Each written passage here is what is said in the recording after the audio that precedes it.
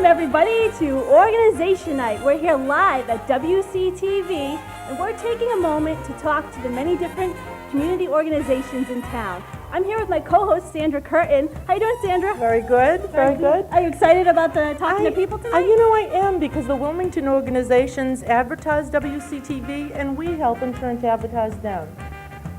That's right, we do. And I mean, WCTV is among the many organizations that are in your town for you, the viewer, to join.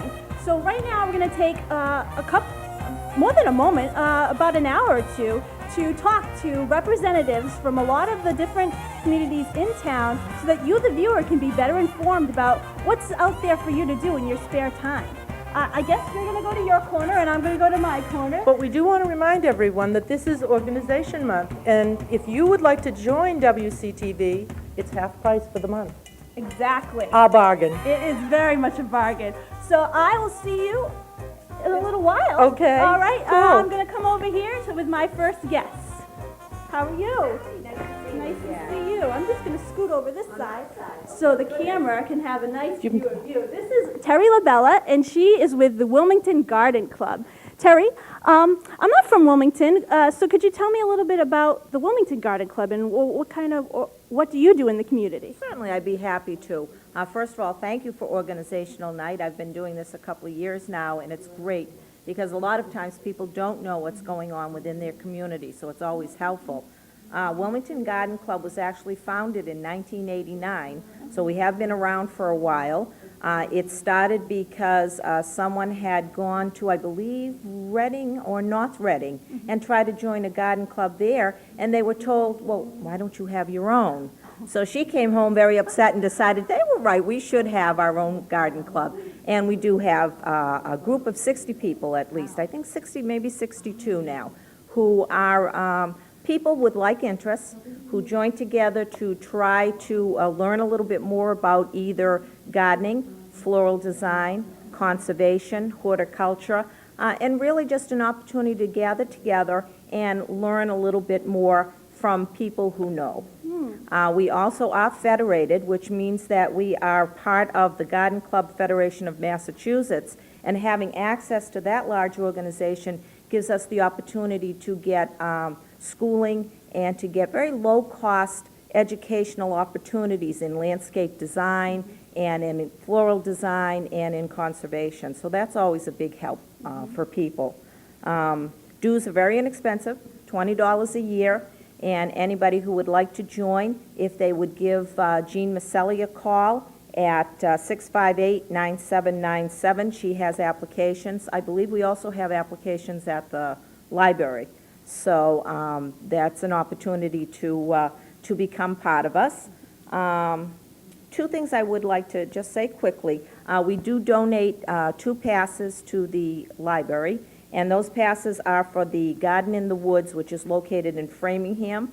And that is a place where wildflower, beautiful, beautiful gardens, all in wildflowers and rare and endangered species of plants are grown. And also they have great educational opportunities and just an opportunity to have a very wonderful day. And again, these passes are donated to the library. You can just go to the local library and sign out for them. And it gives you free access to Garden in the Woods, which is really nice. Another thing I would like to say is I didn't have a used inkjet cartridge, so I had to open a brand new package. But these are inkjet cartridges that come from your printer. And 500,000 of these inkjet cartridges get thrown away every day into landfills. Oh. So we are just cluttering up our landfills and their plastic cases and doing absolutely no good at all. By taking this cartridge and just putting it into this little plastic envelope and taking off the tape and sealing the envelope and throwing it into the mailbox, you not only eliminate them from the landfill, but you also have an opportunity to give the garden club some money. Each cartridge is a different cost, et cetera, et cetera. I think this one, the garden club gets like 50 cents or something of that nature. But it doesn't take anything at all to do, and you can get these from the library, Rapid Repo, And Wilmington Insurance also has a supply of these.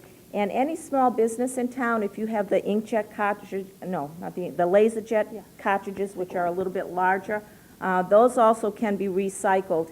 And by giving me a call at 658-3805, I would be happy to try to make arrangements to get those out of our landfills and have them making some good money for the club. Yeah. And with that money, we do two things. We do have a scholarship program, and we also use that money for beautification. We do maintain the barrels and the troughs in town.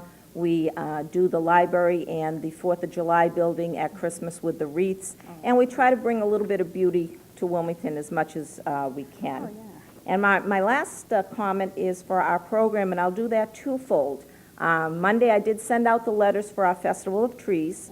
Our Festival of Trees are held December, this year, I'll have to peek, December 5th, 6th, and 7th. And it's in conjunction with the lighting on the common and Santa Claus coming to town and all of that good stuff. And I did send out letters to all of the organizations that I thought might be of interest, but anyone who did not receive a letter and would like to participate in the Festival of Trees again, 658-3805, and I would be happy to get the information out to that person. And for those who've never come, it's at the Arts Council building on Middlesex Ave, and basically it is the Garden Club's privilege to try to bring a little bit of the Christmas spirit back into the community. Other organizations do their own trees. They decorate them in the theme that, might be fulfilling for their organization.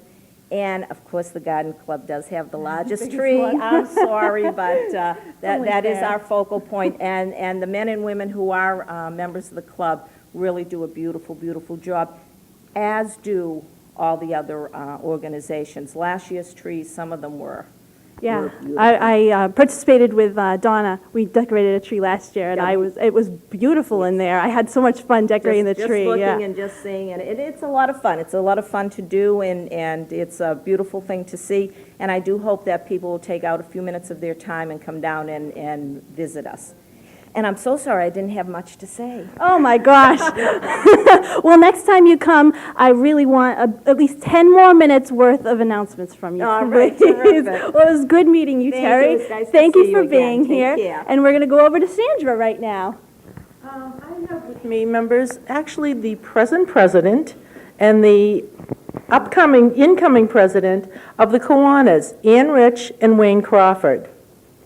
Ann, would you like to tell us a little bit about the Kiwanis? The Kiwanis Club has been in Wilmington for 38 years, and our main focus is serving the children. And we also serve the community as a whole. In the serving the children, one of the big things we do is our bicycle rodeo every spring in May. We have a course set up for the children. We check their bikes, we check their helmets. We have helmets for sale at a very moderate cost. And after the rodeo, we still have the helmets. All during the year, they are available at the fire station, at the fire department in the new public safety building. And so any person who needs a helmet, we not only have children's sizes, we also have adult sizes. Oh, good. So anyone who needs a helmet can go there, and the firefighters will be glad to help them and fit them to a helmet. This is one of the things. We make sure that the helmets fit. Some of the other things we do are for the senior citizens. We have 2 dinners, one at Christmas and one in the late spring, for them to get together and socialize and enjoy each other's company. One of our big focuses is on the 4th of July. We have the tent on the Commons where we serve hamburgers and hot dogs, and we have a big menu and very inexpensive for people to come and help to enjoy the festivities. And Terry, who was on before me, mentioned the Festival of Trees. We have a tree in the festival. We're one of the organizations among many others that has a tree. And our tree is decorated to focus on our children's safety. Did you have Krispy Kremes at the 4th of July? Yes, we did. Good choice. That was Wayne's doing. He got the Krispy Kremes. Good idea, very good. Wayne, what about the high school seniors? I hear you have scholarships for them? Yeah, our major fundraiser, as Ann said, is the 4th of July. That's where we raise money. And where our money goes to, the majority of it goes to scholarships for high school seniors. We give out 5 scholarships for Wilmington High School, and we give out 1 for Shawshene Tech. And anyone who is interested in applying can get in touch with Ann or myself, or Rick Fudge, or Doug Cheney through the organization. And the seniors can apply for those. And we're always looking for students to apply for those, and I think it's one of the things that we do to help the community. Excellent. If someone wants to join the Kiwanis, what would be the procedure? They can contact Ann Rich at the Town Crier. Is that okay, Ann? Yes, that's fine. They can call Doug Cheney, Rick Fudge, Wayne Crawford. My number's in the book. We meet at Rocco's on the 1st and 3rd Monday at 7 o'clock. We're always looking for members. And like Ann said, our main focus is children, the elderly. We do the bike helmet program. We have electrical safety plugs available that we give out free at the Wilmington We have them Health at the Center, Town Crier at the Town Crier and the Health Center. Center. If some, for child-proof, your electric plugs. We're always looking to help the community. We donate to the Recreation Department to help with a lot of their programs for the kids, the Horribles. We donate to the Easter egg. the Easter egg hunt. We help donate to that. We volunteer for that. I volunteered for that one. We also we help with the library. We donate for the summer reading program. We also donate to the what's the other? Little League. The Little League. Also at Christmas time, we donate to the tree lighting ceremony.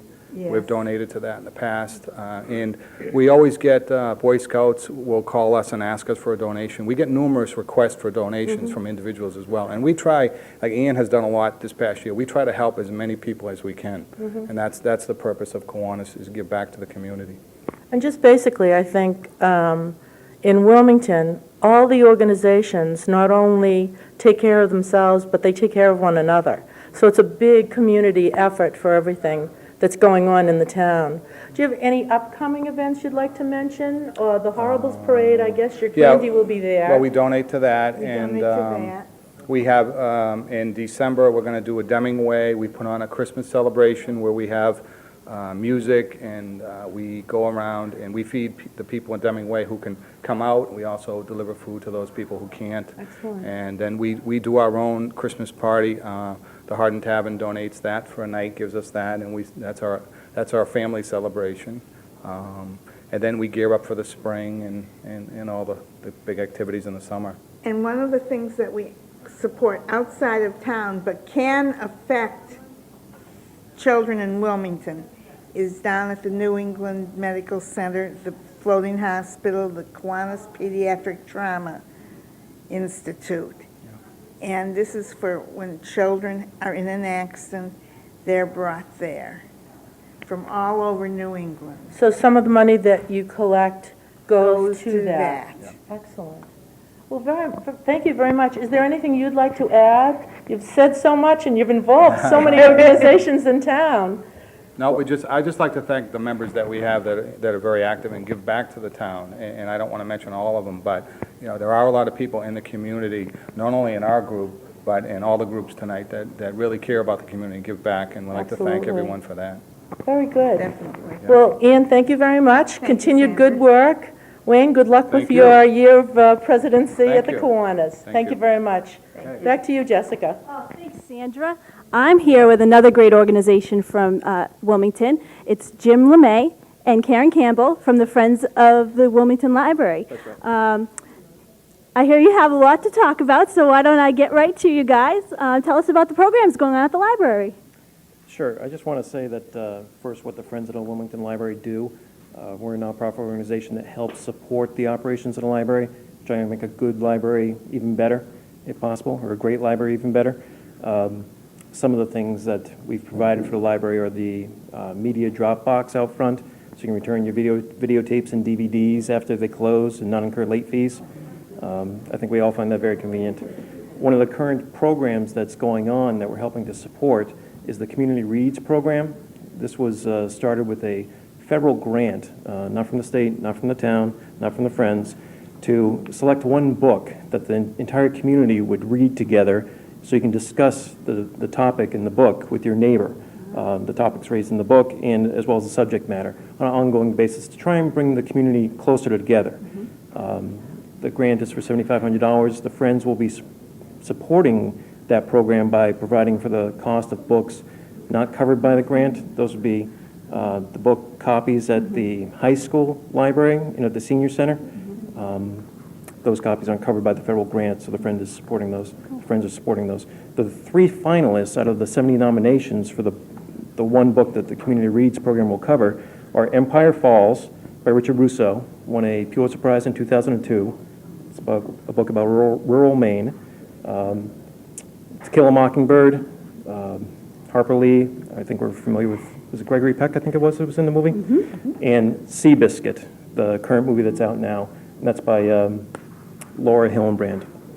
So those are the 3 choices. If you wish to vote for one of those 3, because the book has not been decided yet, these are just 3 finalists, you can participate in the voting by either going to the Wilmington Memorial Library website at wilmlibrary.org, or you can vote at the library or at the high school library. There are forms there for that as well.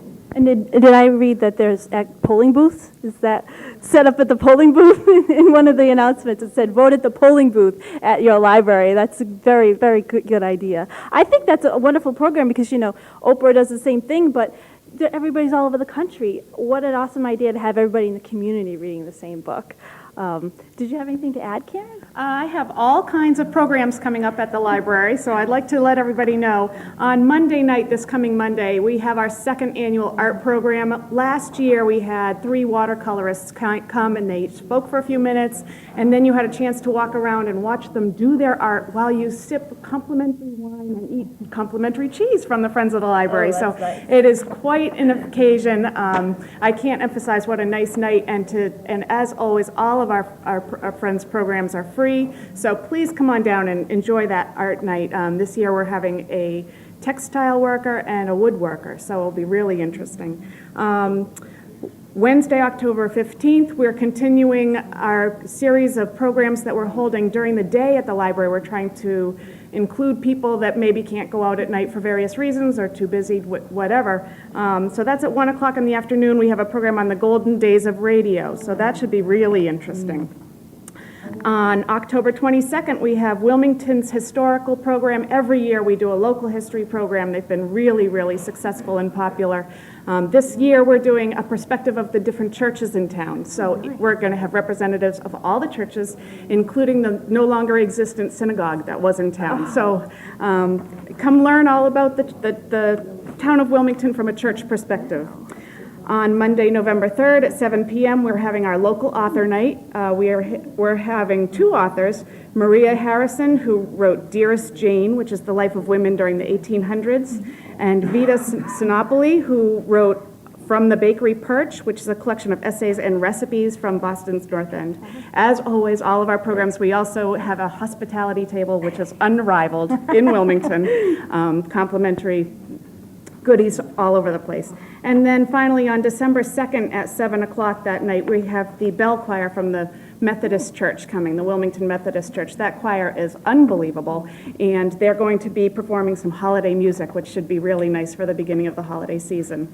So that's coming up. The Friends of the Library make their money by membership dues, of course, and we try not to ask for a lot above and beyond that. But we do have 2 major fundraisers. We will be holding our annual house tour, our 2nd annual house tour, and that's going to be on May 2nd this year, Sunday, from 1 to 5. And we've got hopefully 7 houses that will be lined up, and you can go from house to house and see the interiors and exteriors of houses around town. And it's just a wonderful, wonderful day. And then we always have our annual book sale.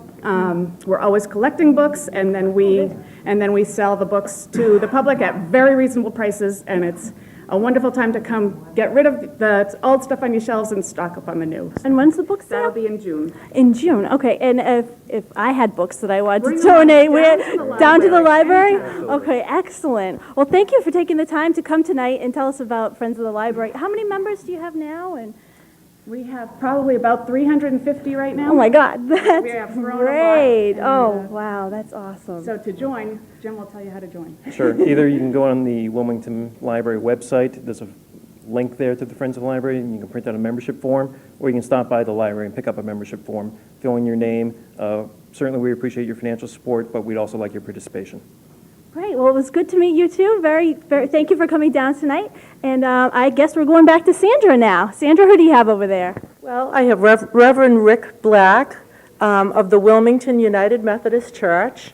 And actually, I was over in his territory on Sunday under that big tent that everybody sees in town, bidding on all the wonderful goods that they had at the auction.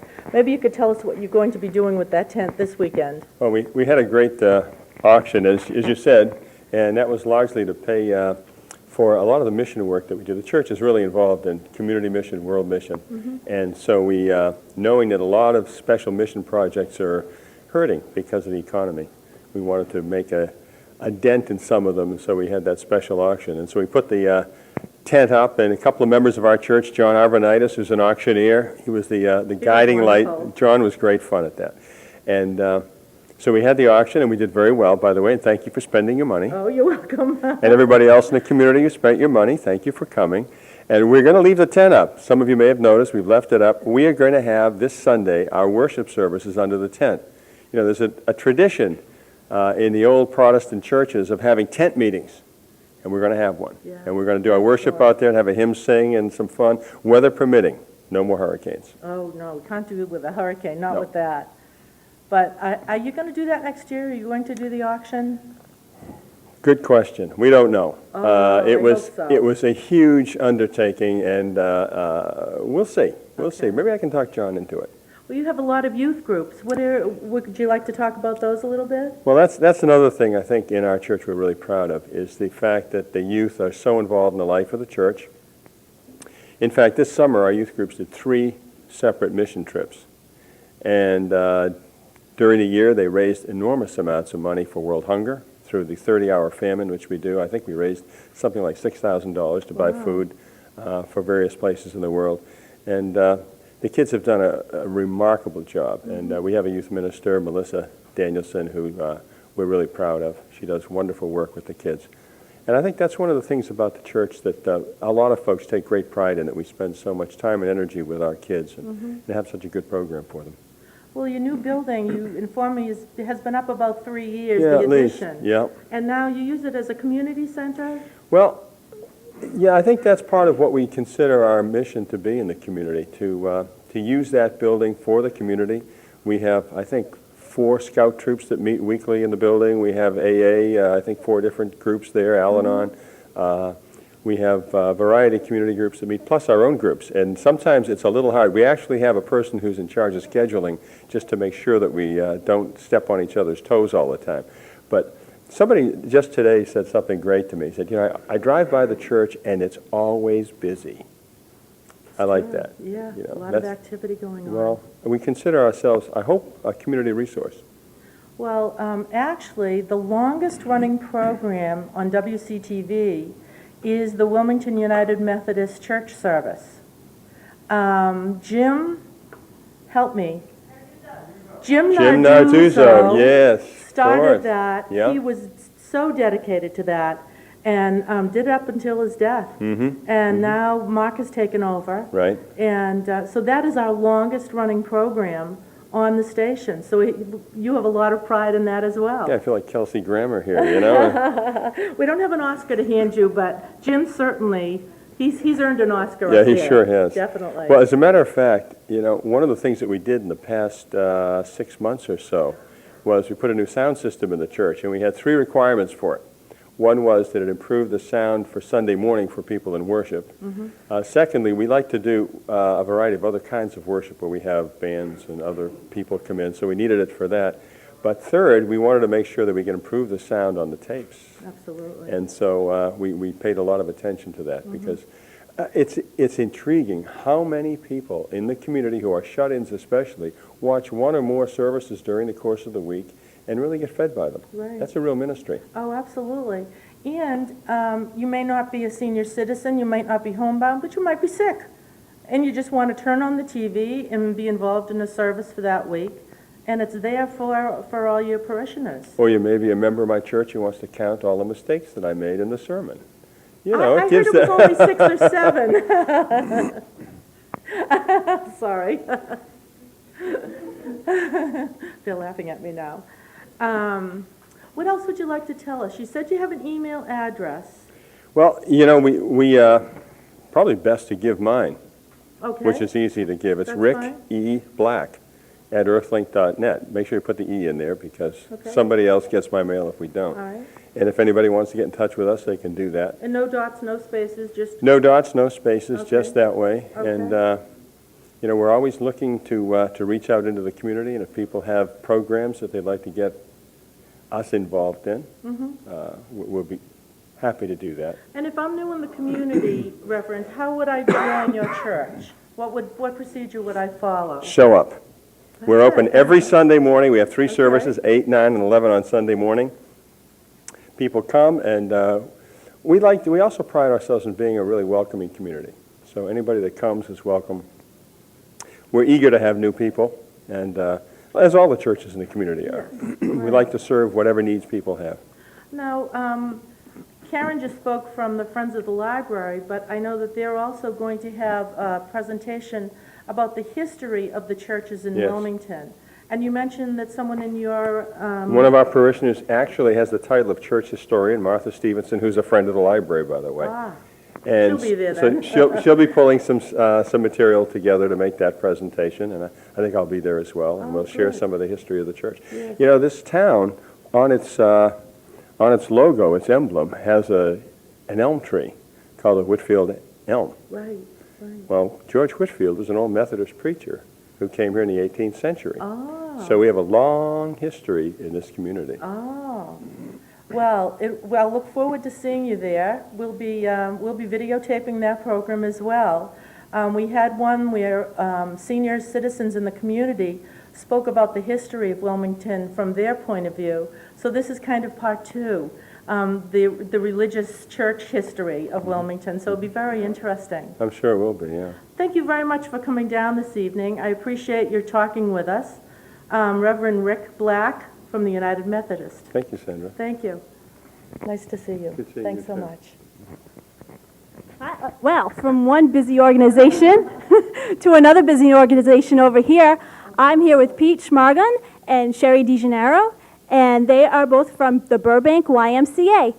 Can you tell me a little bit about your Burbank YMCA? Now, what is your title there? I'm the executive director of the Burbank Y. We're located in Reading, only about 4 miles from 62 and 129.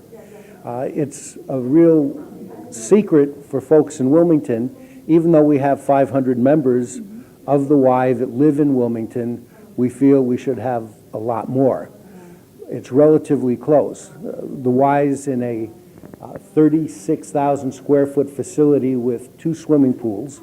It's a 4-year-old facility.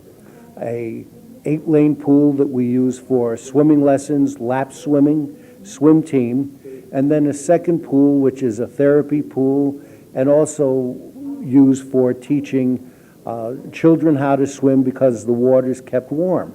So if someone has arthritis, we have an arthritis program, and the 89-degree temperature of that pool makes it easy for them to exercise. It also has a ramp, so people that are in wheelchairs can go down and get into the water. So the facility was built 4 years ago. We've got about 8,300 members. Part of what we have is a full strength and cardiovascular fitness center. And our strength equipment is set up so it has screens and it's interactive with a computer. So it lets you know whether or not you're exercising properly. It keeps track of what you're doing. And if you don't lift what your target is, it lets you know that and asks you if you want to reduce your weight the next time that you exercise. So it's a real modern facility, and we serve all ages, from kids that are being carried by their moms in their womb because we have prenatal programs, exercise programs for moms, to programs for active older adults who are in their 80s and 90s. So we have a whole gamut of programs like that. Women in Weights is a very popular program, and even though it's the YMCA, over 50% of our members are women and girls. Now, how many, you're in Reading, how many what is, like, the communities around you? What communities come to your facility? Primarily Wilmington, North Reading, Wakefield, Stoneham, and Reading, and a bunch from Linfield because it's so close. But we've had people that are as far away as Longmeadow who must work in the area but live out there and still use the Y. The equipment that you were describing sounds phenomenal. Is that higher standards? Not standards, but is that a little bit more than some other Ys have? It's a lot of we're part of the Boston Y, and a lot of our branches have that. But it's an expensive piece of equipment, and so we spend a fair amount of time and money training staff to get people up and running and get onto the program. And it is a higher standard than a lot of YMCAs and some of the other fitness centers around. If there's anybody out there that is interested in joining, how would they go about doing that? It's easy. You can call me at the YMCA, and the phone number is 781-944-9622, which is YMCA. My extension is 231, and I'd happy to give people a pass to come in and try the facility out. Oh, you get a pass, you don't have to join right away. I'll be happy to let people try our membership. Oh, that's a pretty good deal. One of the best things, for example, this morning I was in the lobby talking to a mom. The baby, she had a 4-month-old that she was feeding and had a 3-year-old, and she had just spent 2 hours working out. And she was able to put both children into our babysitting area, and so she could work out for 2 hours and not have to worry about the children. She said it's her only free time during the day. So that's part of the other services that we have. That's wonderful. We also have a basketball gymnasium. What people also don't understand when they come into the facility is that we have a whole area that's an after-school program. We have 117 children. We're licensed to have that many in our after-school program. And we just opened a new after-school program in Wilmington. Oh. And Sherry has information. She's our after-school director and has information on those programs. Great. Well, I guess from one youth outreach coordinator to another, can you tell me about your programs at the Y? Yes, our programs offer swim lessons or free swim, depends what you're interested in. It's 2 days a week, included in the tuition, so the kids get vanned or transported or bused over to the Reading Y to use the swimming pools. Yeah. Also the local parks, if they come over to Reading, they can do other things while they're in Reading, if not interested in swimming. Also karate is the new addition to the program. That's really hot nowadays. I hear everybody's doing karate. Yes, the program in Reading is so large that the kids that come to the Wilmington program will have that opportunity while they're in Wilmington, which is a great asset to the program. The Wilmington site also has a GLITZ program this year, which is titled GLITZ, Group Leader in Training.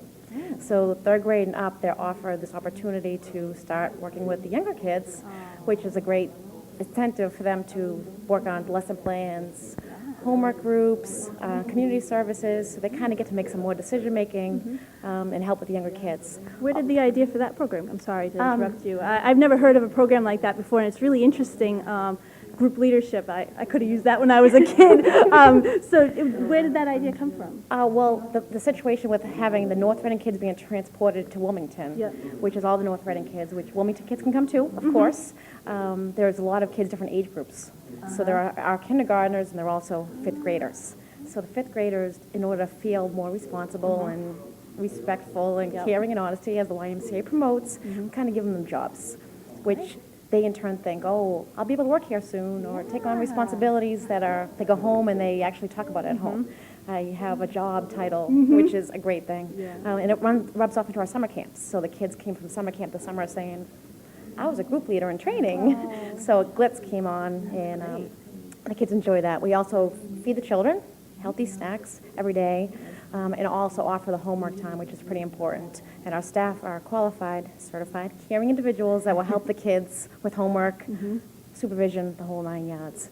So, and again, they do go over to Wilmington and do, they come from Wilmington over to Reading and they do field trips once a month with the Reading kids. So our trip next week with the North Reading and Reading kids is apple picking at Brooksby Farms. We'll take a bus up there and the kids will be able to spend time together, the North Reading and Reading kids together, to do field trips. So we try to incorporate themed field trips, which the season, the time of year, which is a great part of the program also.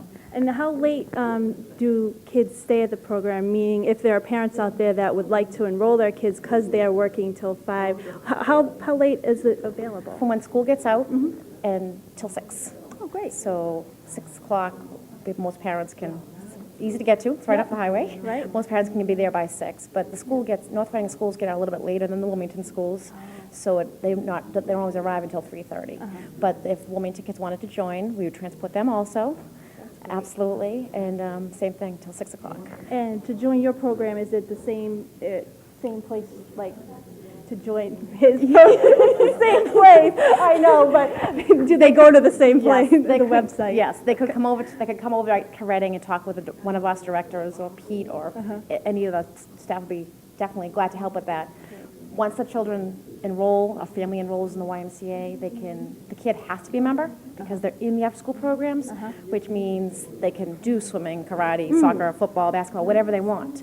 So once their kids are enrolled, it kind of makes the family want to get into it also, which is a great part of the program. So yes, anytime we'd let them come in, check out the programs. Parents are welcome anytime. The kids can come in, check it out and see it. Excellent. Well, thank you both for coming tonight. It sounds like a great organization that you have there, and I would love to go and use some of those machines. Those Come on over and weights. be my guest. We'd love to have you come over. Excellent. Well, nice to meet you, Pete. It was very nice meeting Was there you. anything else you needed to add? Just a couple of things. Our childcare sites, we also have them in Wakefield, as well as Wilmington, and in Reading. And on Monday, October 27th, starts our new session of classes. We run over 130 swimming classes each week, as well as the prenatal program that I talked about, 35 different aerobics classes each week, and all of those things start on Monday, October 27th. So if people would like us to send them a brochure, if they contact me at that number, be happy to get them the information. Great. What was that number again? 781-944-9622, extension 231. Okay. And I expect lots of people to call now. This is from Jessica Jakes, Wilmington TV. Thank you, Sherry, for coming. And I think we're going back to Sandra. Well, I have with me Lou Conley. Lou, welcome this evening. Thank you.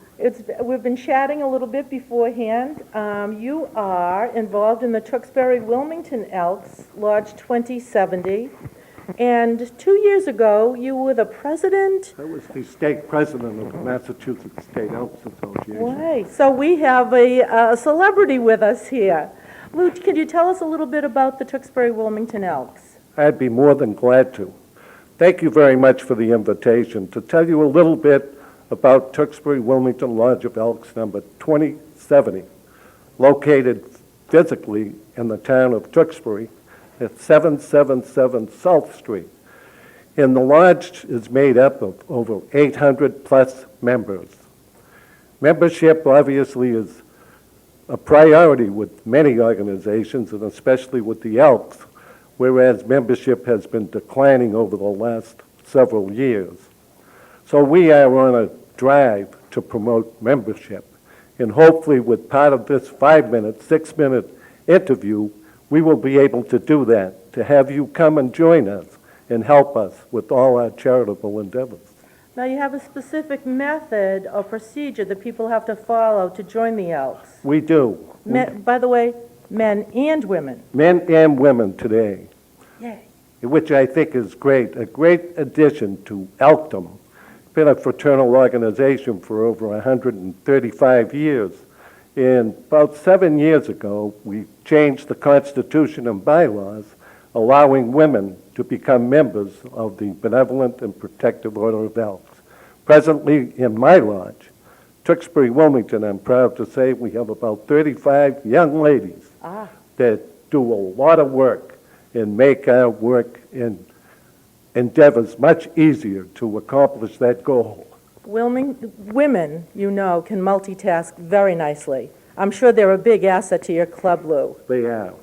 Now, you said a lot of your, not only do you help the local towns of Tewksbury and Wilmington, but especially the youth. Would you like to mention that? Our goal is to serve the communities, both communities. Now, when I say Tewksbury, Wilmington, Lodge, serving the town of Tewksbury and Wilmington, and the youth in both communities with our programs, our drug awareness programs that we're in conjunction with DARE in both towns to educate our youth about the perils of drugs. We have a major program, which is our Hoop Shoot program, which is just commencing probably in October and November, where over 3 million young children from the age of 8 to 13, young boys and young girls, compete in this contest.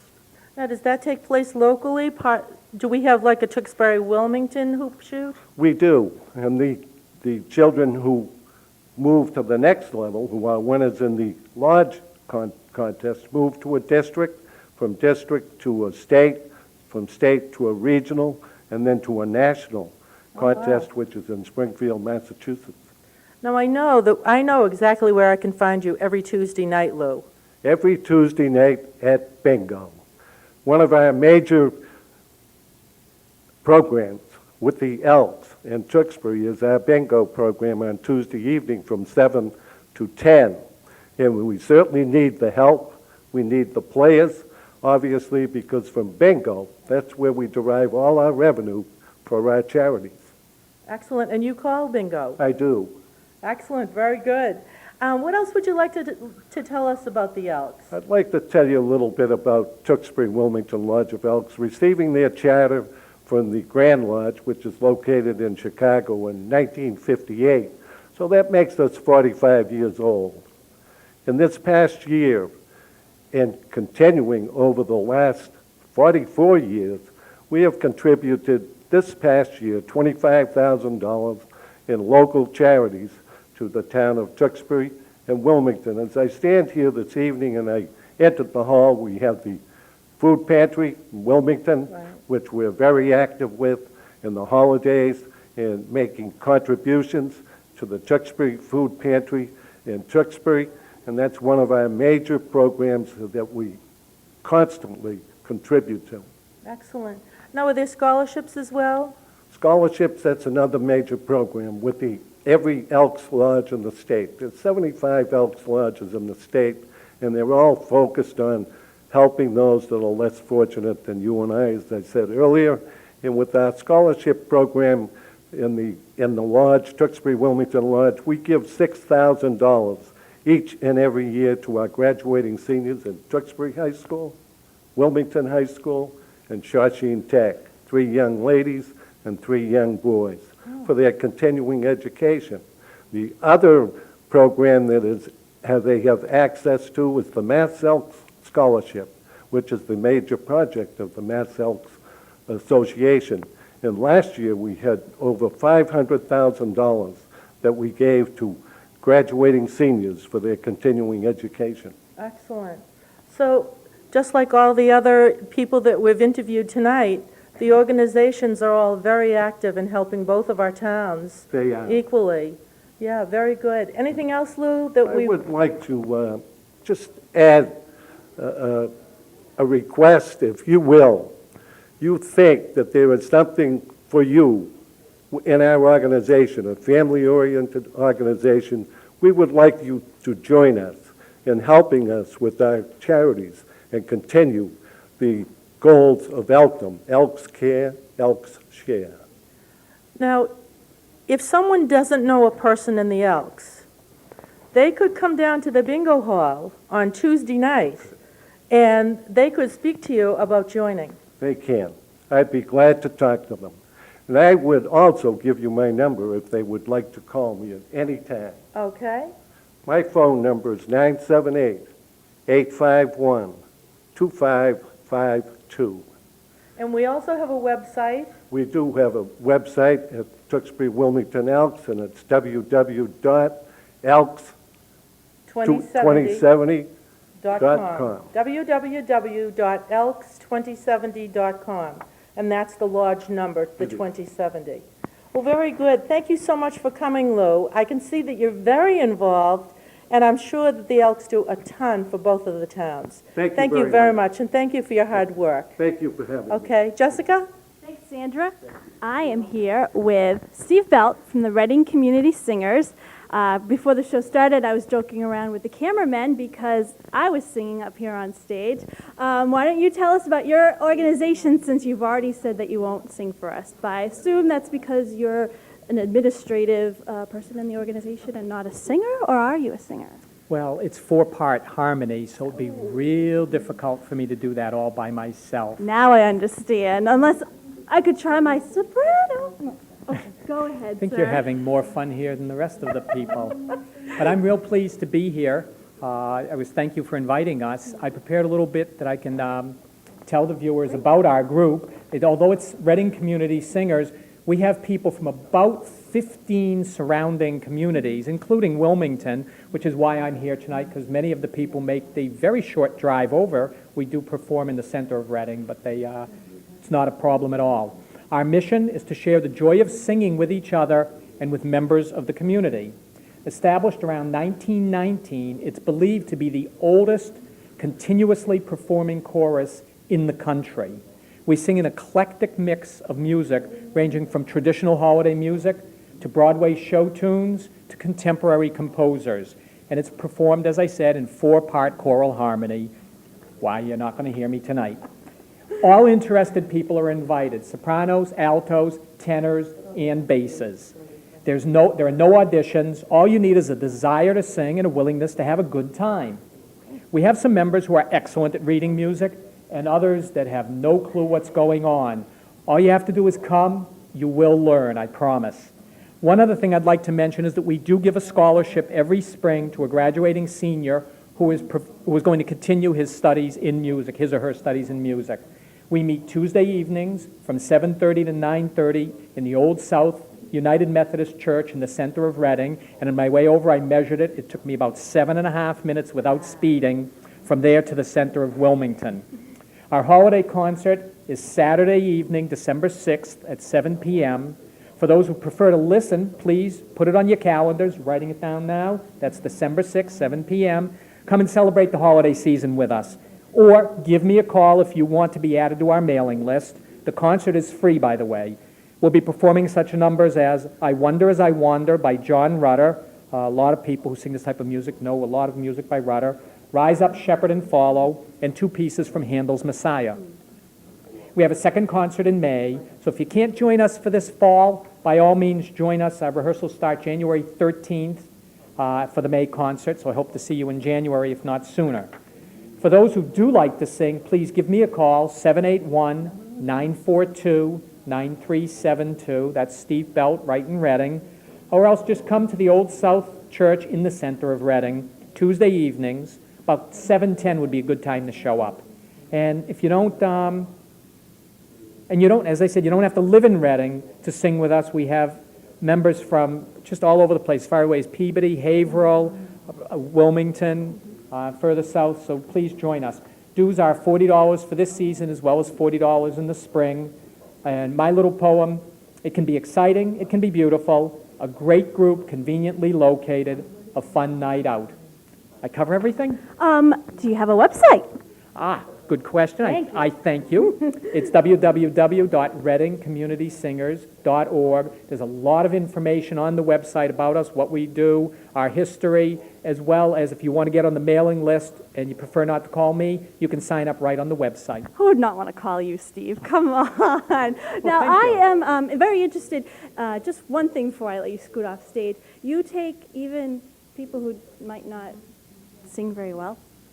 Yes, we're not a, the Handle at Haydn Society of Boston. It's a chance for people in the communities, in the local communities who, as you say, don't sing that well, to come and learn to have a good time because you want to sing and you go, I'm not that good.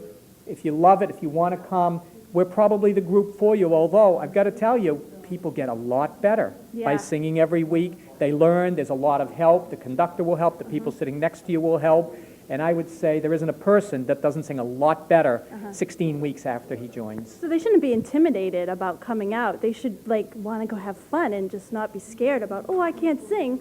Relax, come out, right? Jessica, you covered it right on the nose. That's what we're about. And in spite of the inauspicious beginnings for people, the concerts are wonderful. People are always amazed that for a non-audition group, we have concerts that are extremely good. Well, here's my audition. Everything's coming up roses. Did I make it? You're going to improve a lot. Thank you. Thank you, Steve, for coming by. It was nice talking with you. Thank you very much. You're welcome. Sandra, follow that act. I am not going to sing. I've left all the singing to Jessica. With me, I have Ted Morang from the Friendship Lodge of Masons. Ted, welcome tonight. I've been learning a lot about the Masons just speaking with you right here. Thank you. I like the part about the Boston Tea Party. Oh, that was the story I was telling you. The founding fathers of this country, quite a few of them were Masons. Paul Revere, Benjamin Franklin, quite a few of the signers of the Declaration of Independence were Masons. And one of the stories that we're aware of, the Masons are aware of, that the Boston Tea Party was, it took place after a lodge meeting had broken up, and these gentlemen had a political statement they wanted to make, and they went and did that. So. Very interesting. It's a lot of history. Now, you're quite away from Silver Lake, so that's not going to happen here. No, that's not going to. Tell us where your location is. The lodge is located at 32 Church Street, which is right next to the old fire station. It's a big, beautiful white building. It's got a lot of history in that building. We just recently had it painted, so it looks a little bit more attractive. Now, like all the organizations in town, your goal is to help people in the town. Right. You mentioned something about an angel, or the Masonic Angel Fund. Right. That's a new program the Masons of Massachusetts has embraced. It was started down on the Cape by a lodge of Masons, and it's expanding to lodges all across the state. And what we do is we organize within our own lodge an angel fund program that we fund it. We fund it with capital, with cash, through donations or fundraisers. And that money, 100% of it, becomes available to people in need. Children is really where we're focused. And it's done through agencies, primarily through the school system. The school nurse would identify a need, and sometimes these needs are what you and I might consider simple needs: soccer registration, hockey registration. Someone needs a new pair of skates, but the family can't afford it. And as well as medical reasons or just sincere hardship. And the school system would be able to turn to the Masons, Wilmington Friendship Lodge, and get the revenue or the assistance that the family needs. And it's all done anonymously. We would not have any contact with the family, with the child, and the school system handles all that. And they can also specify and determine the actual extent of the need. Right, right. What is a major fundraiser of yours? One of our major fundraisers right now is our scholarship program. It's a brand new initiative for us. We're going to offer a scholarship to either a Shawsheen Tech or Wilmington High School graduate senior this year, graduating senior. And we're going to come out probably within the next month with the criteria that we'll be looking for. We'll put something in the newspaper so the seniors can apply for it. Again, everything Masons and Shriners look at really has to do with children. And we're hoping that a deserving student gets the money, someone that really has some good idea of maybe where they're going in life, and they need that little help from us, and we'll be glad to do that. Right. But how do you raise your funds for the scholarships or for the Angel Fund? Through fundraisers. We work on the 4th of July. We've sold balloons there in the past. We're going to get involved in some food this year. Right. We have a couple of Food opportunities. sells. Food sells, Yes. yes, absolutely food sells.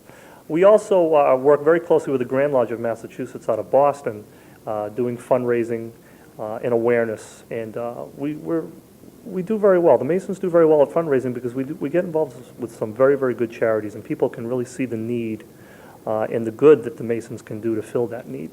Now, you told me some interesting statistics about blood drives. the Masons of Massachusetts are responsible for 80% of the blood that's drawn at Red Cross blood drives. The town of Wilmington has as many as 6 blood drives a year. 4 of them may be held at our lodge, but across the state, there are more blood drives organized by Masons and Masons lodges. We take that pretty seriously, the need for the blood very seriously.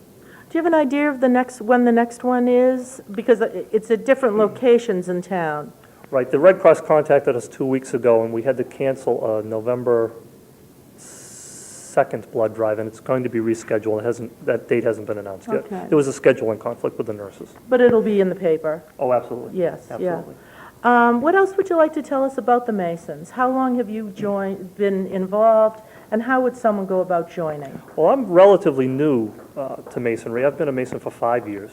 There are gentlemen in our lodge that are longer than 50 years as Masons. And one of the things that drew me to Masonry, one thing I learned early on was it didn't matter whether a man was 50 years a Mason or 1 year a Mason. You're all accepted when you walk through that door and you join. There's an initiation that one goes through that helps you learn about Masonry and what we do. And Masonry is trying to make good men better. And it's a process. And it's a process we're all very proud of. The Grand Lodge of Massachusetts has decided to have a one-day class, to bring busy executives in, people that maybe don't have the time to devote to a once-a-week get-together or a monthly meeting, to see, there's been a lot of concern by some of these people that they wanted to be involved in the fraternity, which is the largest fraternity in the world, but they just didn't seem to have the time. They're traveling. They're on the road all the time. So this is going to be an opportunity to build our ranks and get some good people involved, some really good people involved. Now, when are your meetings held in Wilmington? We have our meetings on the 3rd Wednesday of every month, but the officers, there's 12 of us, we get together every Monday night. We practice our speeches that we give to the new candidates to teach them about Masonry. It's all done by memory work. No Boston Tea Party. No Boston Tea Party. Right. And no costumes either. Right. But we practice that, and because we want to make sure that every candidate that comes through hears the same story, that hears the same information, and it's passed down from our forefathers. When I became a Mason, I heard things that Paul Revere said to people that were joining in his day. So there's a lot of historical significance to this, and we take that history very, very dearly, so we try to carry on the tradition. Now, Ted, did you want to give a phone number that people could call if they're interested in joining the Masons and getting involved? Yeah, there's 2 phone numbers they can call. They can certainly call the lodge, which is 978-658-6731, and they can leave a message on the machine if no one's there to answer, or they can call my house. And my kids are getting to know that my phone's busy these days because I'm being the master of the lodge. But the phone number at my home is 978-657-5958. Okay. But I'd like to talk, just briefly to wrap this up, probably the most, the event that I've taken the greatest care in, I can't say enough about the CHIP event. It stands for the Childhood Identification Program. It was developed by a Mason, and it is recognized by the FBI and the Center for Lost Children as the most comprehensive way to identify a child, to help identify a child. And basically the concept is this. We bring a child in, up to the age of 18, any age up to 18. We videotape that child for about 7 minutes. Someone asks the child a series of questions. Where do you live? Where do you go to school? What do you like to do after school? And then some of the questions get a little concerning if you think about it, but we ask the child what do they like to do when they play hide and go seek. Where would they go hide? If you really had a problem at home, where would you go? Interesting. And these questions have found children. No kidding. Families have, with runaways, have played these videotapes for the police departments, and it has found children, which is phenomenal stories. But beyond that, we take a DNA sample. The child bites down on a soft wafer, leaving saliva behind. It leaves a toothprint, but it leaves a DNA sample which never goes away. And that DNA sample has a protein in it which tracking dogs can trace. And Really? We've been told by some organizations that it's actually more powerful than an old pair of socks. So you can't always think, let's not always think of children that have been abducted, but child out on a church group on a hike, gets lost, gets misplaced, the call goes home saying we're organizing a search party, we can't find your child. You bring that videotape, you bring that DNA sample, and the tracking dogs now are trained, and it's a phenomenal program. That's wonderful. So in conjunction with the fire department and with the police department provides fingerprinting. We put a package together, and a family gets to go home with everything at no cost to the family. And we are going to have one coming up very shortly, and this time we're going to do it at the fire station, because we outgrew the last one at our lodge. It was just too crowded, because it is really a phenomenal program. There's been almost 200,000 children identified in Massachusetts through this program. And Wilmington, we want to do every child in the town. And we're getting ready, we're not quite ready yet, but we're getting ready to attempt to identify it with the school system and actually go to the schools and perform the whole event at school. And every child can bring it home at that point. So it's something we take very, very, very seriously. And that, again, it's no cost to the families. Wow. When they take that information home, where are they suggested to put it to keep it safe and to be able to access it quickly? Is there a recommendation for that? Well, it's a videotape, a VHS cassette. Mine is in my underwear drawer. So I always know where it is. Right. If I was ever away from home, I could always tell them where to go find it. My family's probably laughing about that right now, but that's where it is. But it's an extremely important thing. And the DNA sample, the wafer's in a Ziploc bag, and it'll stay. But as you probably know, the bite imprint goes bad because kids grow up, teeth fall out, and we encourage them to bring it back. And it's kind of nice to see, because you see these videotapes that the families bring in, and you see the 2-year-old, the 4-year-old, the 6-year-old, and then they add on to it, and now we have an 8-year-old. Right. So it's nice to see the kids grow up. Now, do you know the date for that? Oh, no, I don't at this time. Okay, but Again, that'll be in the local newspapers? Yes, it will. And they can call the lodge, because there's one held in Massachusetts every 2 days. There's CHIP events. In November, Mayor Menino in Boston is going to have a CHIP event that's going to take place at every police station in the city. So all Masons from all over the suburbs are being bussed in to do that. And because you take all the information home with you, you don't really have to do it in Wilmington. That's correct. You could go to another town. Absolutely. If you needed to. That's Couldn't right. make the date for Wilmington or whatever. That's right. It's strongly encouraged to do that. Yeah. Well, very interesting. Ted, thank you so much. I really didn't know that much about the Friendship Lodge, but thank you very much. You're a very nice representative of that. Thank you very much. Back to you, Singer. I'm going to take a break. I'm going to calm down now. I'm actually going to take a little while because if there's anybody out there watching that knows this lady right here, you have to call David. You have to call Vincent. Tell them to turn on the TV because she didn't know this was live. So nobody is supporting her or watching her. So this is Robin Scrasso. Correct. Thank you. Call her house right now, and I'll talk really slow so that, and Robin's going to talk a long time, stretch it out. She has a lot to say. She's from the Wilmington Middle School PAC, which is Parents Advisory Council, correct? And you're the publicity director. One of them, yes. Great. Why don't you go through your little list of things that you have to tell us about, Robin? Well, this is the 4th year for the Wilmington PAC, Middle School PAC. The Middle School PAC meets the second Tuesday of every month at 7 o'clock in the library. It's very informal, but very informative. The principal is there at every meeting and goes over many school issues and answers any questions that any parents have or any concerns that they have. We also try to get a faculty speaker for every meeting to go over any course materials and ask any, answer any questions that we have or also any concerns. I would really encourage, parents, if they want to know what's going on at the school, what's going to be happening in the future with the school, to come to the PAC meetings. Like I said, it's very informative. And if you can't make them, there is a way to be informed with getting the agenda and also getting the minutes of the meetings. We have a confidential PAC email distribution list. And you can forward your email address to any of the e-board members through the Wilmington Public School website, or just have your child bring in a piece of paper, just jot down, I want to be added to the PAC email list, and put your email address on it, and we'll add you to the list and keep you informed that way. Let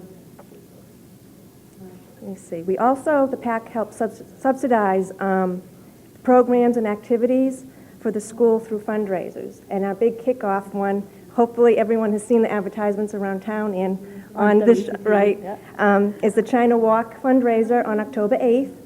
Mr. Lang, the owner of China Walk, has been very nice enough to give us 50% of all his profit on October 8th to the middle school. All the proceeds are going to be going to the to buy resource materials for the library. Last year when we did it, we raised almost $2,000. Wow. So that night, don't cook, Chinese food, takeout. Half of the proceeds will go help stock the shelves at the library. Diets are all off that Yes, night, that right? night, yeah. We also hold 2 sweatshirt fundraisers. And there's going to be one in the fall that's coming up shortly. And those proceeds help pay for an enrichment program that's brought to the school for all the grades. And it also helps support after-school activities and an end-of-the-year slush day for the 8th graders. And What's the slush day? I have to ask. Richie slushes, you know. I love All the eighth slushes. graders get to have a slush. You gotta let the 8th graders have slushes. Support this group. It's usually in the last day of school before they go to high school. Oh. And then it also helps supplement an appreciation breakfast that we do for the faculty and the support staff at the middle school. Wow. So that's about it. I gotta say, I went to some PAC meetings last spring to promote PACs joining WCTV, and I heard the stuff that was being discussed, and then the amount of parents that were there. Right. There was one important one at one of the, I forget which school it was, but the principal was up there discussing, procedures on going to the next school, and there were only 3 parents there. And I know people are busy, and it's great that you could get the minutes online. That's the thing. Parents are busy, but there is a way, to be informed. And, our first meeting last month, huge turnout. And it was great. A lot of the new, 6th grade parents coming in, and they actually said they were just so pleased that they went because a lot of their, anxieties or concerns or questions were answered by, other parents there, and the principal was there. So it's informative, and it's a nice group of people. Excellent. And to join, you just show up at the PAC meeting, right? You don't have to. Any parent of a 6th through 8th grader is more than welcome to show up. And that's the second Tuesday of every month at 7 o'clock. Well, thank you, Robin, for being Thank you. here. I Thanks hope for I having didn't me. torch you No, too much on it's stage. okay. You were wonderful. Thanks a lot. You're welcome. Sandra, all set over there? I am all set. I'm with Chuck Otis, and he's involved in the Wilmington Sons of Italy. So, although you're not an Italian son. No. Okay. So, what constitutes the person that can be part of the Sons of Italy? You, if you're Italian, you can join, or if your spouse is Italian, then you can become a full member. If neither of you is Italian, you can join as a social member. The only difference is you can't vote on any recommendations we might have if we're trying to make a motion and so forth. That's the only difference. Right. So, now where do you meet each month? We meet at the St. Thomas Church in the Villanova Hall at 6:30, and we have a free dinner for the members that come. And then at 7:30, we have a meeting that usually lasts about an hour, hour and a half. We discuss all the correspondence that has come up, events that are coming up, donations we might be making, and so forth. And we take the summer off, but we meet 10 months of the year. Right. So, you told me you have 3 major fundraisers. Yes, we have, our main one people probably know us the most for is during the 4th of July week in town, we sell Richardson's ice cream all week and meatball subs on some of the bigger nights, and then we sell soda and water, etc. We sponsor one of the nights, the band, and we also do, we've been doing a Chinese food dinner on that night. Our other big events for fundraising is the comedy night, which we have at the Shriners. We do that with the Wilmington High School Band, and we also do a Chinese night at the Shriners by ourselves. We have a DJ and dancing all night and so forth. Excellent. So you're the people I have to thank for all that luscious Richardson's ice cream. $2, pretty much all you can eat. Oh, my God. We pile it on. More than you can possibly eat. That is the best, absolutely the best. If someone wants to join, what process do they have to follow? Our president's name is Jerry Pupa, and you can call him at 978-658-3069, and he can get you an application.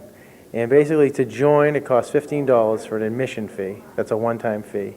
And then it's $20 a year for dues. Well, that So it's isn't pretty bad. inexpensive Yeah, to join yeah. the club. And you're involved with a lot of food. That is very Yes. Italian. Yes, Yes, I like that. we eat well. You eat well. And what about the scholarships? We give out $1,000 scholarships to kids going to college.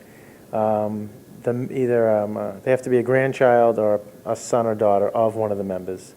Last year we gave out 2. We've been trying to give out $4,000 scholarships each year, and that's our goal going forward. Mm-hmm. And what else do you do in the town? What other? Well, we've made a lot of big donations lately. We've donated the high school football scoreboard. There's a senior van that people see our name on, Wilmington Sons of Italy. We donated that. We donated some thermal imaging devices to the fire department that helps the fire department go in when it's really hard to see and so forth, and the smoke and fire. We gave a sizable donation to the Tewksbury State Hospital for their van. And we also, just the past year or two, we donated the new safety car to the police department. Wow, So those are huge donations. And you know what it is? It's that Richardson's ice cream. Yeah. It- We make a lot of money off the ice cream, so we give it back. And people don't mind spending that $2. It is just delicious. No. Is there anything else you'd like to say about the Sons of Italy? The only thing is it's a good group. We have our business to deal with and so forth, but we have a lot of fun. We have a lot of social events. The more active people are, the more fun they have, and we'll have summer outings and bocce tournaments, and we do a lot of stuff with the Grand Lodge and the state. And actually, the state president of Massachusetts is actually a member of our lodge, Kevin Kyra. Oh, So it's kind of neat.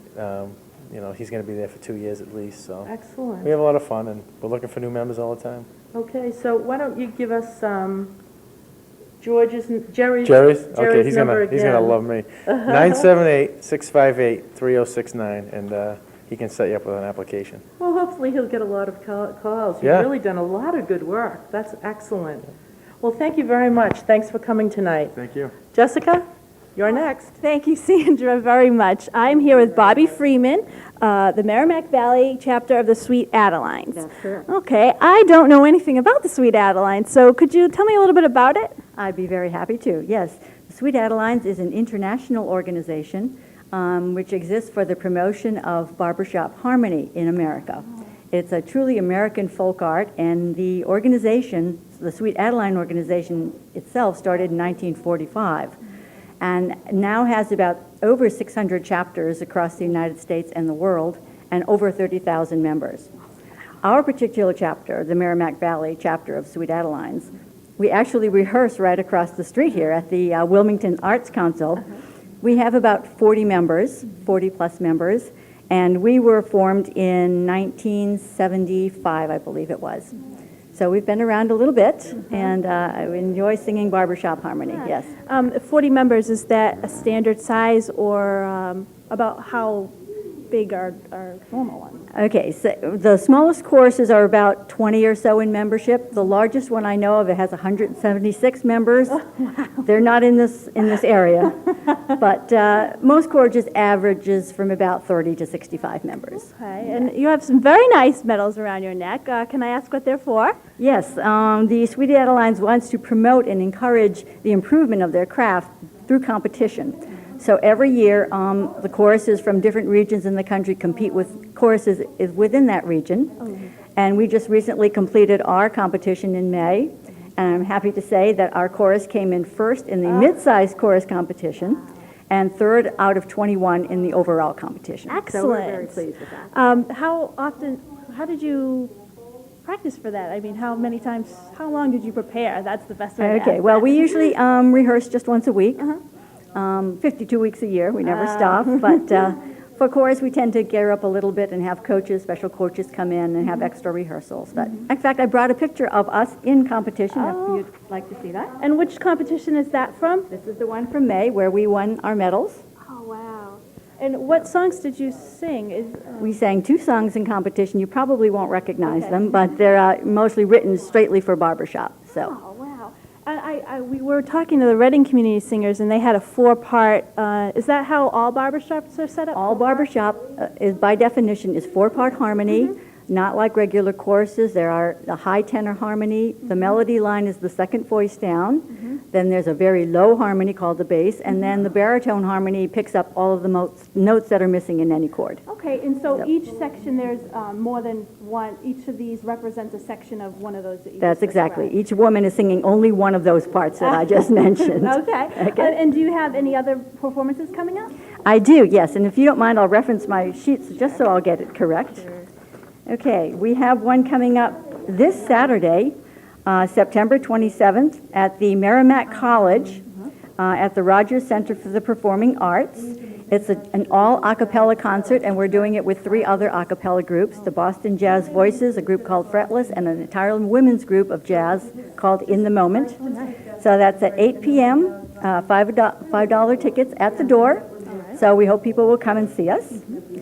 We have a show coming up at the Tewksbury Methodist Church down the road on Route 38 on Saturday, October 18 at 8 p.m. This is an all barbershop show. The tickets are $10 if you call the church office and $11 at the door. And the church number is 978-658-9551. You simply call the church office. And then our next performance is Christmas, but it's not too soon for that now. We always do the Woburn tree lighting ceremony in Woburn. That'll be Saturday, October 29th at around 5 in the evening. Oh, good. And are there any other events that might be of interest to the viewers out there? Yes, I think there is. What we usually do is around Christmas time, we have what's called a Christmas chorus, and we invite women from the area who love to sing and who might want to try barbershop singing to come and rehearse with us for 5 weeks, starting October 23rd through November, and then perform with us at that Woburn tree lighting ceremony. Really? So it's a lot of fun. If women like to sing, we'd love to have them come into our rehearsals. Oh, and, oops, sorry. Who do we contact if they are interested in joining? Okay, if they contact, the website is the best place to go. That is www.merrimackvalleychorus.org. Or you can call me, and my phone number is 978-667-3618. Great. Okay. And, Can I just say where we rehearse? Yes, please. Okay, we rehearse at the Wilmington Arts Council on Route 62 in Wilmington on Thursday evenings, starting at 7:30. They're open rehearsals. Come anytime, any evening. We'd love to see people. Oh, excellent. Well, thank you, Bobby, for coming down tonight. It was very nice meeting you. And I'd love to catch the performance one night. So Thank you so great. much. Sandra. Hello. I know. I know. Well, we kind of have from the Episcopal Church, Father Joe Pino, and some representative people from his congregation, from older to very, very young. And Father Pino, maybe you could introduce them to us. Gladly, Sandra. Well, the first people I want to introduce you to is Jim and Helen Mann, who this week are celebrating their 60th wedding anniversary.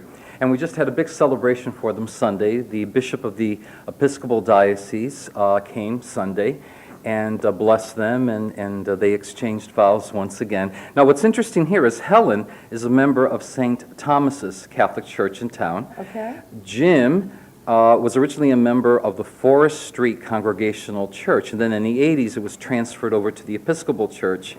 And Jim said, I'm a fixture with the building. I automatically come with the building. So he's been with us since the founding of the Episcopal community in the mid-'80s. And this is a beautiful expression of the mutual respect that they have for one another in terms of respecting each other's spiritual paths. Helen goes to 8 o'clock at the Roman Catholic Church every Sunday, and Jim comes over and celebrates with us at 10. Excellent. But they both joined us this Sunday. We had a great celebration for the two of them. Wasn't that nice? That's really special. So, what was the hardest to live with? The hardest to live with? Her most difficult characteristic. She was None. too sweet. Oh, wow, I would agree with that. She's too sweet. What Oh, about she you? spoiled me rotten. She did. Oh, see? yes, I she can has. see that. But she still spoils me. That's excellent, very good. Would you like to say anything about how rotten he's been these 60 years? Just a sweet man. I just have to say that I carried on where his mother left off. Oh, so you have been spoiled. Oh, yeah. Excellent, Yeah, she very did. good. Well, Yeah. thank you so much for coming. It's nice to have a wonderful representative of a long and I'm sure very happy marriage. It has been. We've Now, been- with God's help. with God's help, Yes, absolutely. everything. We attribute all our success in our marriage to we have the Lord with us. And you actually were one of the founders of the new church in town. You know, when the Episcopal Church came, the Congregational Church that we had was going down the drain. And said, something has got to be done. I can't let this building go. And we consulted with the Episcopal Church in Reading, Billerica, and Burlington. And to make a long story short, the Reverend Bill Seawood in Burlington they took over and started us on our way. That's when we were a mission church. And we went from there, and that's been Episcopal and strong. I converted from Congregational to Episcopal by being confirmed over to St. Mark's before I came over here. Excellent. She has spoiled you. You've had a wonderful life. Oh, look at them. I sure have. Handsome couple. Yeah. And Well, Sandra, congratulations. Now, we have the youngest this member is of your the congregation. newest member of our congregation. This is Nora, who was baptized this summer, and she's four months. 4 months. 4 months old. And this is her mom, Linda Foley. And I'm so glad, Nora, that you could join us tonight. Here's our youngest member. She's just about trying to decide if she likes being here or not. It was fine before outside. Yeah. Well, thank you all for coming. We'll just talk with Joe and with Sarah for now, if you don't mind. So thank you very much for coming. And do you want to step in front of them a little sure. bit? They could stay there if they want. You can stay It's right just here. difficult right for here, us. yeah. Yeah, just stay right here. There we go. Yes, and I want to thank Sarah Cosman, who's a teacher here in Wilmington, and one of the great contributors to our community life at St. Elizabeth's. And among many other things, she chairs our hospitality committee. And this Sunday, we had a banquet. There's no other word to describe it. And Yeah, that was good. and, That was nice. And she's also known as Sally to many people in town, but Sally was responsible for the banquet and for kind of heading the whole affair. It was wonderful. Now, how long have you been at that church? 5 years. Oh, you have? I have to tell you, I'll make it very brief. My background is in urban ministry. So when I told my friends I was coming to Wilmington, they were shocked. But what happened is Urban country, yeah. I came out one Sunday to help out, to fill in one Sunday, and I just absolutely fell in love with the community. And this is really my first suburban experience of church. But that's how wonderful they are. They took me away from Boston for a while. Now, if someone wanted to join your church, first, where is your church located? And then how would they go about joining? Sure. We're located on Forest Street, at the corner of Forest Street and Aldridge Road. And joining is simply a matter of coming some Sunday. Our services are at 10 o'clock. Come and join us and pray with us, sing with us. We also have Sunday school available. We have coverage for toddlers, for those that that are bringing younger children and infants. But yeah, it's as simple as come and join us on Sunday for a service, 10 o'clock every Sunday. Excellent. And then we have a great coffee hour afterwards, too. See, it's the food, God does a lot, but the food helps. It does get a lot of people over. Is there anything else you'd like to say about your church? Well, Sarah. We do a great deal of outreach. We are very involved with, it's called Eligard, which is in the Honduras country. We support a youngster at the orphanage there. We do it through having yard sale in the town of Wilmington. We also do things with the community fund. We have Kids Day, Fun Day on the Common is run by our church, but everyone is welcome, and we also work with the community fund through that. We have wonderful prayer groups on Wednesday nights, healing services. It's really, there's a lot of spiritual life there that if anybody just comes and visits, they usually don't leave again. They come and stay with us. It's a very warm, small parish, but as I've always said, it's always been our dream in Wilmington, as Jim's and that, to have an Episcopal church in Wilmington. We've tried for many, many years, as my parents had, and it's wonderful for us to be able to worship in our faith in our own town. I can tell you're very happy to have that church there, Sarah. You're a nice representative of your church, as are they. Is there anything- I know you want to say something. I could feel it. I've been going there since 1940. Wow. That building. And my hope was that that church would always remain a church. And it went from congregation to Episcopal. It doesn't make any difference. We're all going the same place. We're all trying to get there. Right. But we're going different roads. And That's right.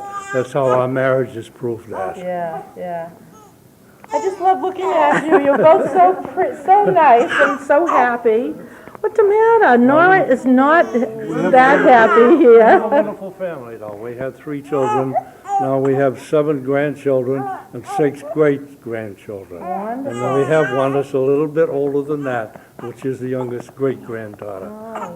But they're all girls. I have no great-grandchildren. Oh, no kidding. There's nothing wrong with that. That's excellent. Father Joe, would you like to say anything else about your church or about your congregation? Well, actually, the other thing I want to say, I mean, I already mentioned that, it was love at first sight when I came the first Sunday, and I ended up, entering the process of being considered as the pastor there, as the vicar and now rector of the church. But what I also want to add, part of what has really made this a great job is the community of Wilmington. I just came from the Wilmington Council of Churches meeting, and I just want to say the people of Wilmington are just a great community, very generous. I know from the Wilmington Council of Churches and the work we've done, people never hold back when there's a need. So I think it's important to situate St. Elizabeth's within the greater context of the community of Wilmington. It's a great place. In fact, one of my closest friends just moved here because she's heard me talk about Wilmington all the time. She said, we decided to buy a house. Yeah. And she came to the church for the... Oh, it is. Yes. It really is. Yeah. So, I mean, I just want to add that because the people that we have at our local church are from the greater community, and it's wonderful. Right. And like Jim mentioned, it doesn't matter what church you worship at. Exactly. We're all in it together, and all the organizations that have come up here have really said the same thing. Yeah. When there's a need, they help each other out. We're all trying to get to the same place. Absolutely. That's it. Well, thank you so much. Thanks, Sandra. Thank you. I enjoyed having you here. Congratulations on your 60th. Thank you. And you. congratulations on Nora. Thank you. Okay. Thank you so much. All right. Jessica, back to you. Hi, I have 2 very distinguished gentlemen over here. They are from the Congregational Church in Wilmington. I have Pastor Hall and Associate Pastor Frank Delala. That's right. Thank you. And great, guys, tell us what's going on at the Congregational Church.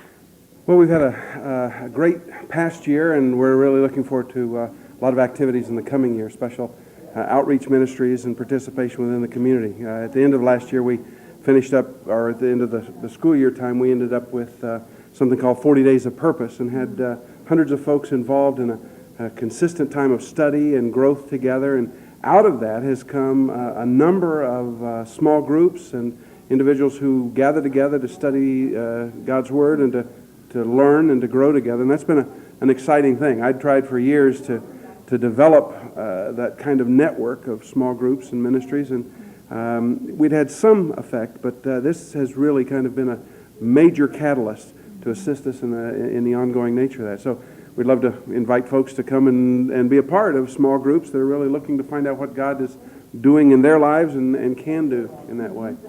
We've also are about to bring Frank on as a full-time capacity as our associate. He's been there and is there now as our associate with youth, but we're also going to be bringing him on in terms of other ministry opportunities in January, and he's running a youth ministry that is currently a combination of both the youth from the Baptist Church and our church working in concert, and they've now started some new things. Let Frank tell you a little bit about that. Great.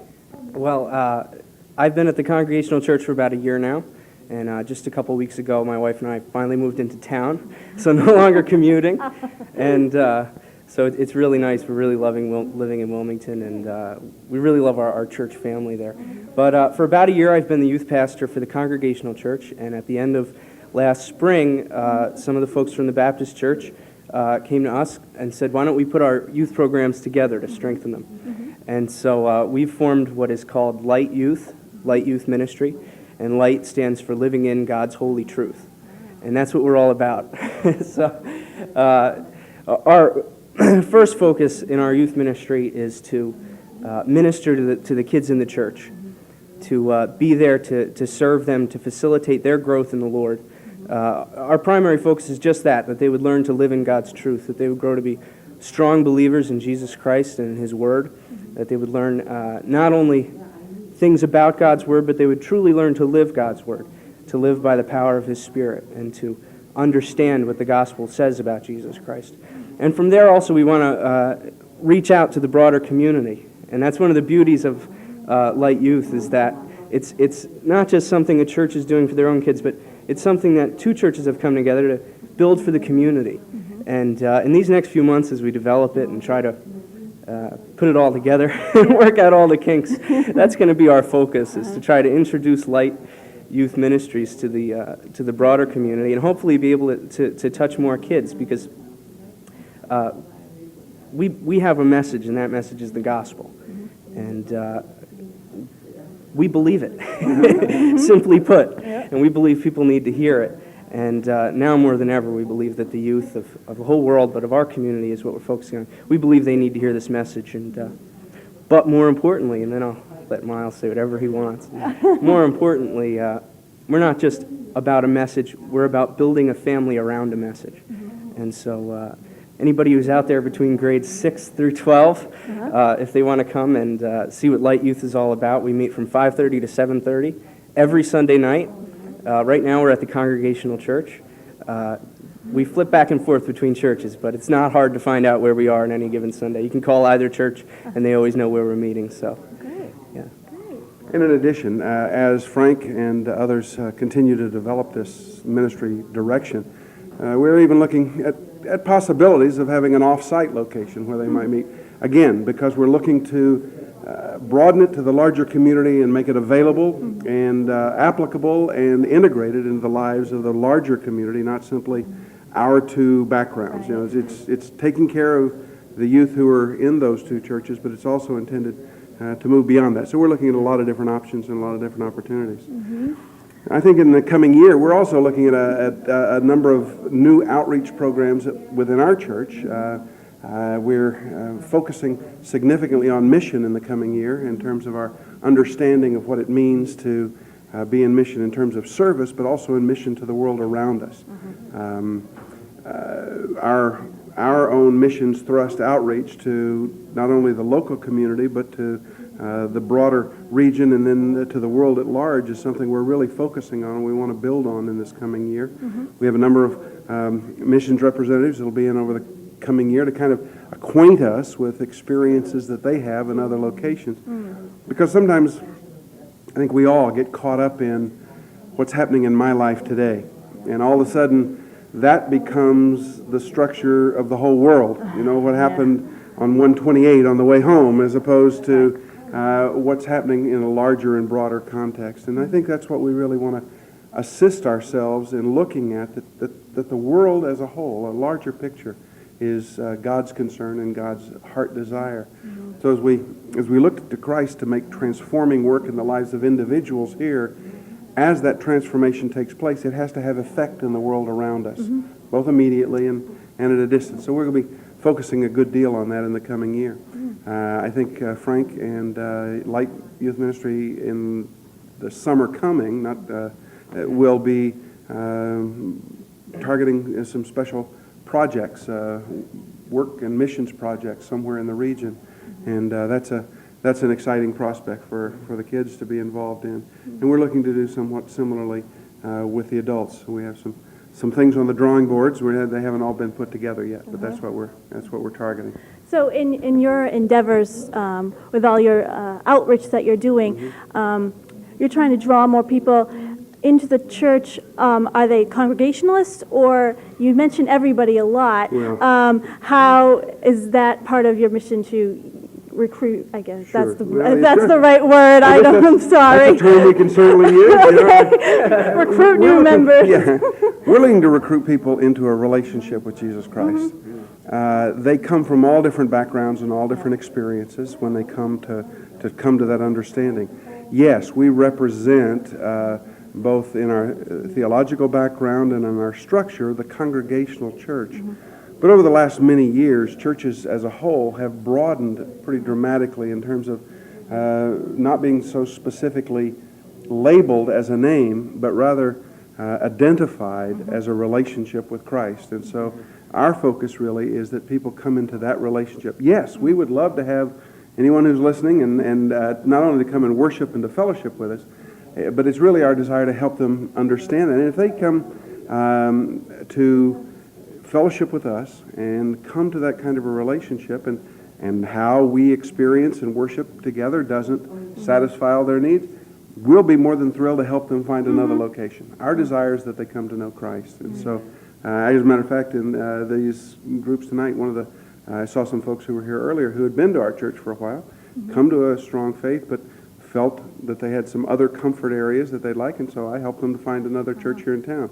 I'm going to be talking to that pastor and asking for special, for reciprocal relationship, but no, that's where our heart is. As Frank talked about with the kids, as we do at the church, our heart is to introduce people to a life that will transform the heart, and with a transformed heart, transform the actions of the life as well.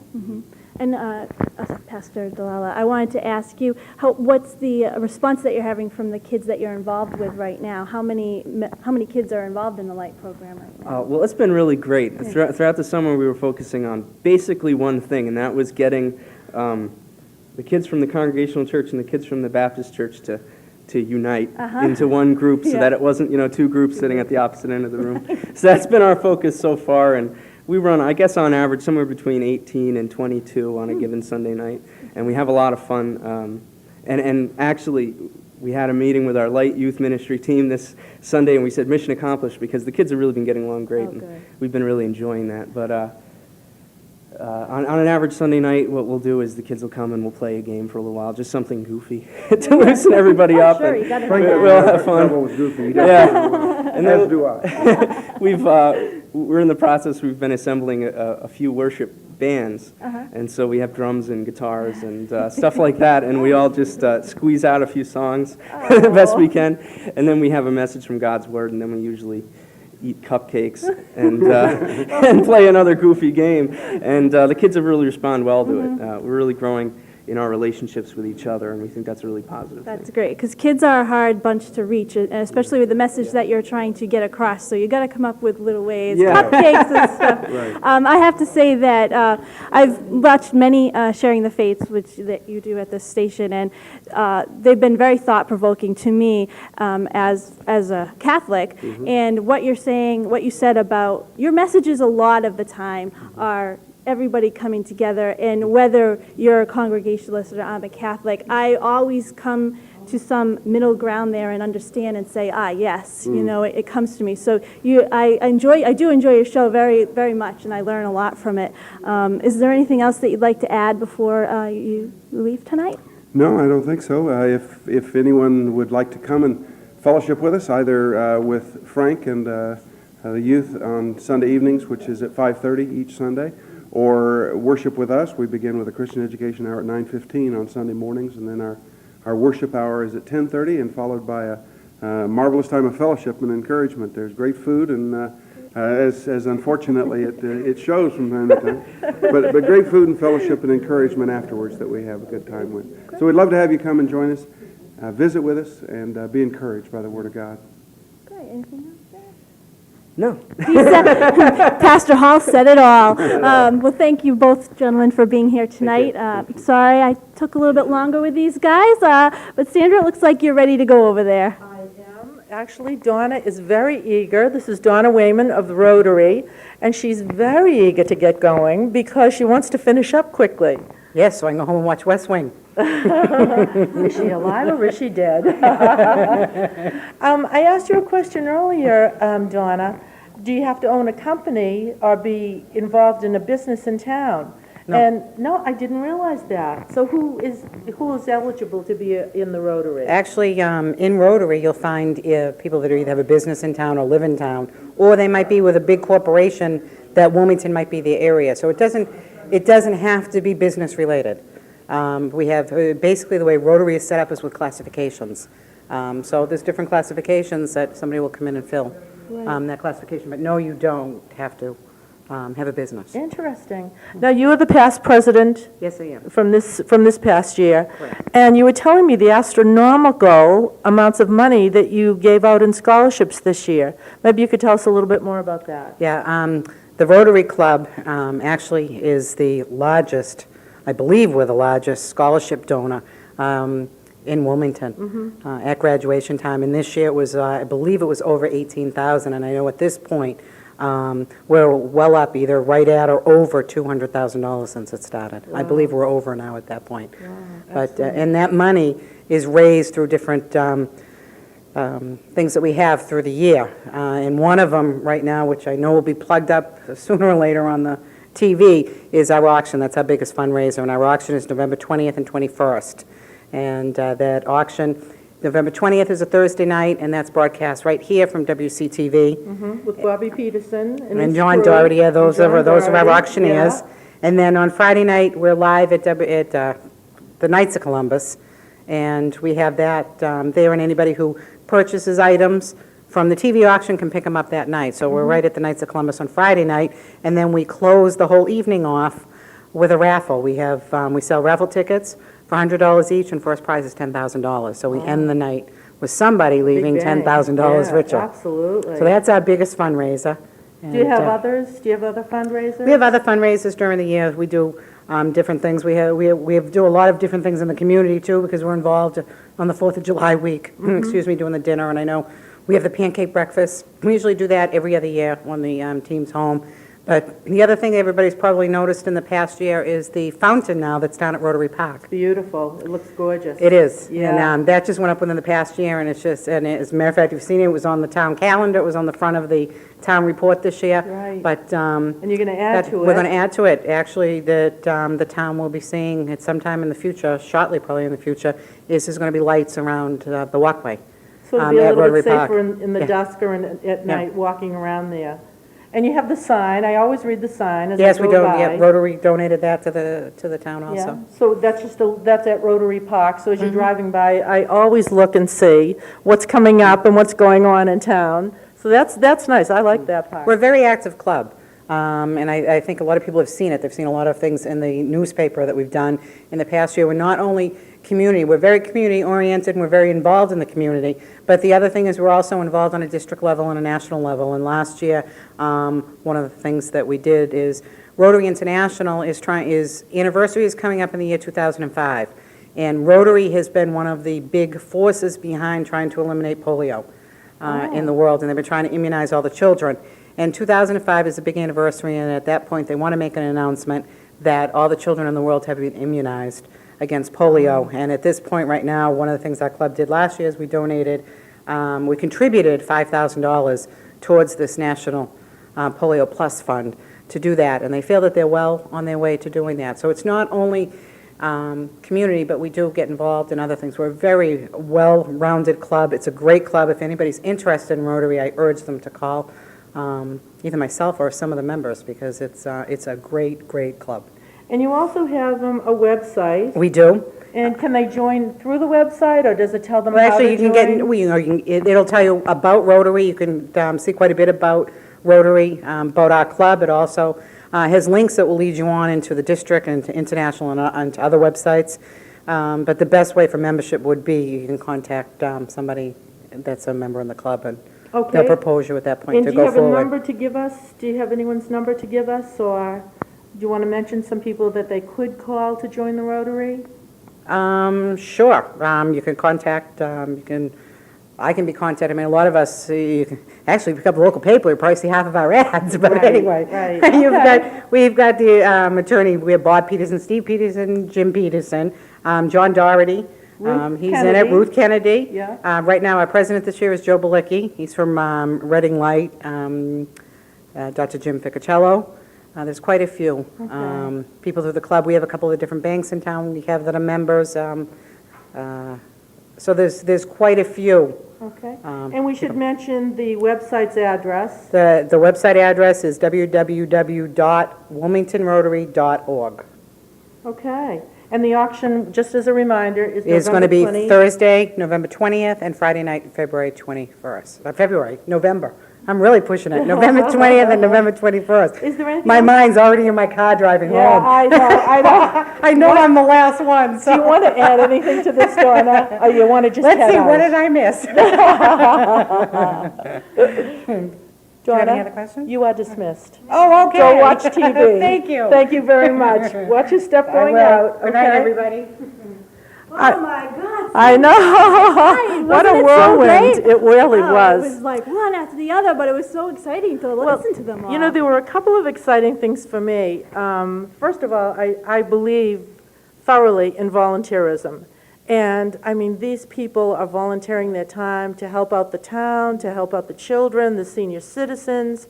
I mean, there's just so much giving involved in all of what they do. And everything that they get goes back to the community, goes back to the people in the community. And I enjoyed that, and plus I enjoyed their enthusiasm about their own clubs. I was astounded by the amount of money that scholarships have been given out. Right. Most of the organizations talked about scholarships they had available, and Rotary has a lot. So, I mean, that's impressive. Definitely. Giving back, that's a great way to give back to the community. You're doing your part, and then you're helping the young people come up and teaching them good values, to give back to the community that gave to them to begin with. I found the youth stuff all night long to be my favorite, of course, because that's my job here at WCTV, is working with the kids, and all the ideas that the different groups talked about, how they work with the kids. I loved asking questions about that, I have to say. Well, talking about the children, there's one group that wasn't able to make it here tonight because their grandchild's birthday party was this evening, which is the Lions Club. And the Lions Club, although they have disbanded, they will continue with the Lions Club Santa Claus, which is here and live on December 6th, as we have done for, I don't know, 20 years or something. And that will be here from 10 to 2 on December 6th. That same weekend where there's tree lighting, the Festival of the Trees, the ice sculpture on the Common. I mean, it's just a whole thing from different groups. And the Lions Club will also be giving a scholarship, or a couple of scholarships this year. Even though they've disbanded, they still have a few things in the fire. Oh, that's great. So I wanted to mention that as we went along, too. Oh, yeah, I can hardly wait to sit on Santa's lap again. I I got to he do likes that that. last year. Well, I thought that I'd give you an example of what it's like to be a kid in my youth program, all right? So, Monday night, we had a quiz show right here where I had members from all the kids that I work with come and compete for prizes. Well, it was a little trophy, but still it was a trophy that said champion of WCTV. So they were up here on stage and I was the host, and I asked them quiz questions about Wilmington, about the middle schools, about video production, all sorts of things, and they were answering questions. So, Sandra Curtin's quiz today is, what month is WCTV celebrating this month of September? Membership month. Very I know good. this. You told me this 5 times before we went on the air. That's why I know. She didn't really say that. She's being, she knew this. I didn't help her along. Okay, you got 1 point. Your second question is... Half price. It's half price this month. She buzzed in before I asked the question. I'm going to have to take off points for that. I'm sorry, because as all kids know in my vacation camp, you cannot speak unless I call on you. Darn. So let me re-ask the question. Okay. The question is, Mrs. Curtin, yes, what's the normal price to join WCTV for an individual? Oh my God, there's like a deer in headlights face on this. It is a deer in the headlights. I don't know that. What? 15. 15! But now, But now? it's $7.50. Well, we're not going to get that complicated. It's 10. Oh, 10. Yeah. It's 10 this month. Why don't you come down and save Interesting $5? mathematics. It's actually discounted prices, not half off. Oh, okay. Yeah, we're going to discount the prices. But imagine that. I mean, a WCTV membership is so cheap anyway, $15, and you're using equipment that costs like, oh, I don't know how much it costs, like $10,000. This is my kid least. mentality. It's like 20 PlayStation 2, guys. Come on. You have all this at your hands to use, and it's only costing you $15 to join. And it's But just this so much fun. Obviously, I love being involved with WCTV. And you need a little enthusiasm. I know. I come to work and my boss says, Jessica, can you please perk up? Can you please smile a little because we really need to put on a good face. Right. I don't smile enough, I've been told. Oh, I don't think so. I don't think so. All right, so you did good on that question.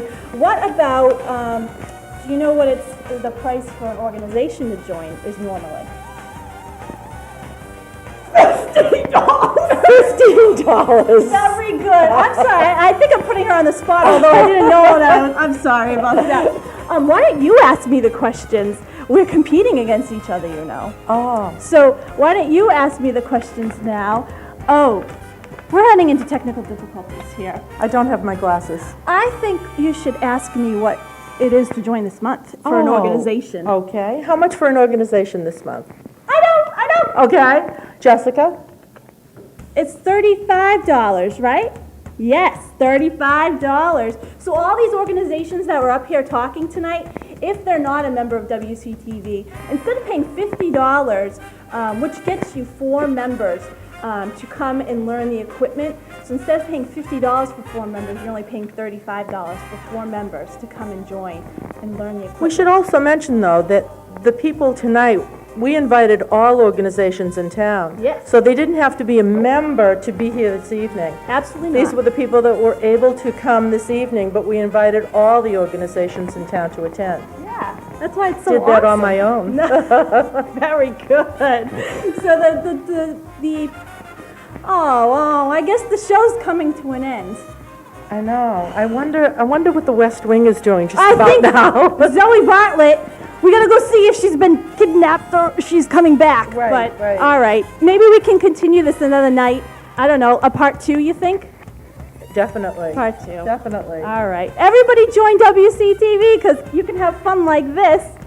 And thank you to all the organizations that came tonight and spoke about their group activities and the community activities. I really enjoyed hearing them, as I know your viewers probably did too. Excellent. And you were It was a good great. night. You were great with your people, Sandra. You did a great job tonight. Thank you. You did too. Thank you very much. Thank you. Well, see you later from Bye-bye. WCTV. It was nice spending time with you tonight.